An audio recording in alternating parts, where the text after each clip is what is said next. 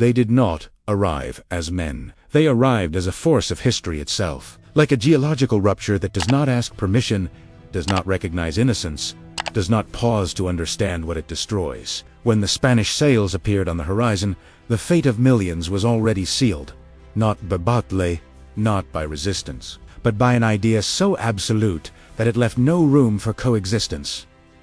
The belief that only one version of the world deserved to survive, everything that did not resemble that world had to be converted, subdued, or erased. This is the story of the untold consequences of the Spanish conquest, not the version preserved in textbooks, not the heroic epic of conquerors and crowns, but the deeper narrative, quiet and devastating, that reshaped the modern world in ways that are still unfolding today. Because the conquest did not end in the 16th century, it only learned how to disguise itself. In the late 15th century, Europe was a continent under pressure. Populations were growing, resources were strained, and religious conflict fractured societies from within. Spain, newly unified after centuries of internal war, was desperate for legitimacy, wealth, and permanence. Peace was not enough. Survival required expansion. The ocean ceased to be a boundary and became an escape. To cross it was to export Europe's crisis outward, to project its instability onto distant lands. When the Spanish arrived in the Americas, they did not encounter emptiness. They encountered worlds that had taken thousands of years to form. Civilizations with cities, carefully planned and densely populated. Agricultural systems capable of feeding millions without exhausting the land. Trade networks that stretched across vast distances. Political hierarchies, legal traditions, and cosmologies that explained existence through cycles of time, movement of stars, and sacred relationships with nature. Yet none of this was recognized as civilization. Recognition would have required respect, and respect would have made conquest impossible. The first and most enduring consequence of the conquest was conceptual. The definition of humanity itself was indigenous peoples were categorized as pagans, barbarians, or incomplete beings. Once that classification was accepted, violence ceased to be a crime and became a mission. Destruction became salvation. Faith became a weapon. From that moment forward, almost anything could be justified. The collapse of the great American civilizations was not only a military defeat, it was a psychological implosion. Rulers who were believed to anchor the universe were captured and humiliated. Temples that organized time, ritual, and meaning were desecrated.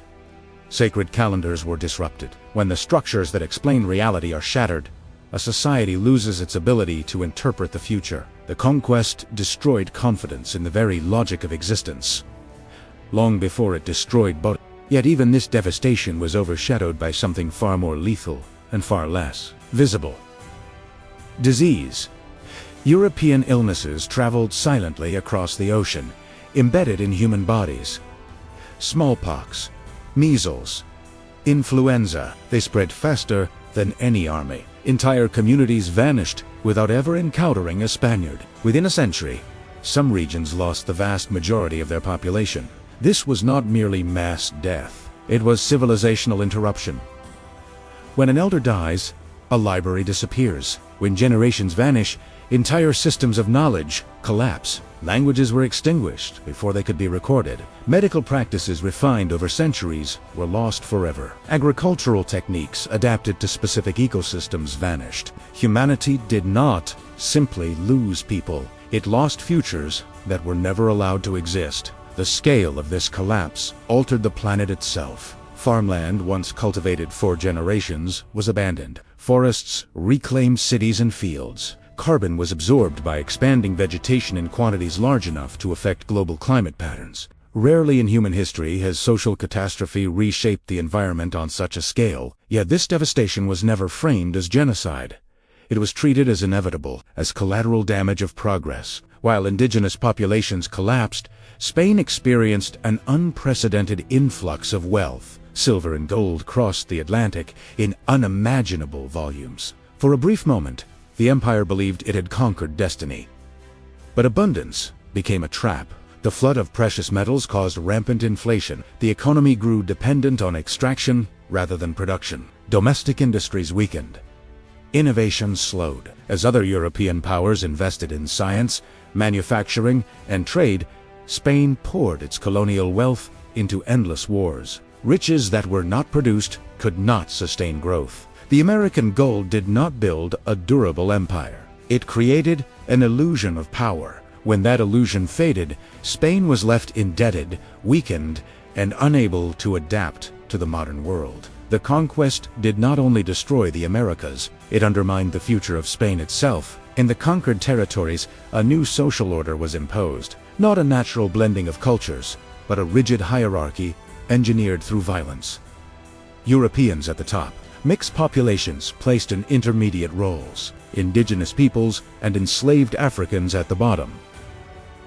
This structure was not accidental, it was designed. Skin color became destiny, language became a barrier, lineage became a verdict. When colonial rule formally ended, the system did not disappear. It evolved. Its language softened. Its symbols changed, but its logic endured. The profound inequalities that define much of Latin America today are not anomalies. They are the direct descendants of the conquest. History was not left behind. It was institutionalized. Religion served as one of the most effective instruments of domination. Temples were destroyed. Rituals were outlawed. Deities were rebranded as demons. Yet belief cannot be eliminated by force. It retreats. It adapts. It survives. Beneath the surface of imposed Christianity, ancient spiritual systems endured, hidden within saints, festivals, and symbols. This syncretism was not a peaceful cultural exchange, it was a strategy of survival. Every preserved ritual was a quiet refusal to vanish. Every adapted symbol was resistance expressed in silence. The environmental consequences of the conquest are often overlooked. Indigenous agricultural systems were sustainable, diverse, and deeply adapted to local ecosystems. They were replaced with monocultures designed for export. Forests were cleared. Rivers were redirected. Foreign animals transformed fragile environments. The colonial mindset demanded maximum extraction in minimum time. There was no responsibility to the future. Land became a disposable resource. The scars remain visible today in depleted soils, lost biodiversity, and ecological instability. The modern environmental crisis did not begin with industrialization alone. It began when land ceased to be a relationship and became a commodity. Yet the most enduring consequence of the Spanish conquest is neither physical nor environmental. It is psychological. When a people's history is written by their conquerors, identity is distorted. When their culture is framed as backward, collective confidence erodes. Generations grow up believing their ancestors contributed nothing of value. That progress began only with destruction. This internalized narrative is one of the most effective forms of domination. It requires no soldiers.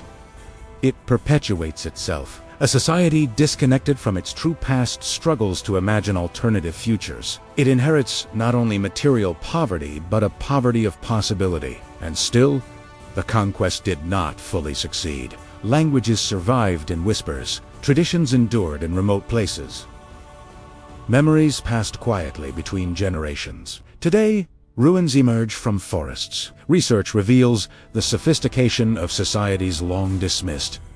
Old narratives begin to crack, not to romanticize the past, but to confront it honestly. The Spanish conquest was not merely a historical episode. It was a global turning point. It created the modern interconnected world by destroying countless worlds in the process. It linked continents while silencing civilizations. And until its consequences are fully acknowledged, its logic will continue to repeat itself under new names and new justifications. Because history does not end when the war is over. It continues to live inside the societies shaped by it. And what is forgotten does not disappear. It returns. It returns.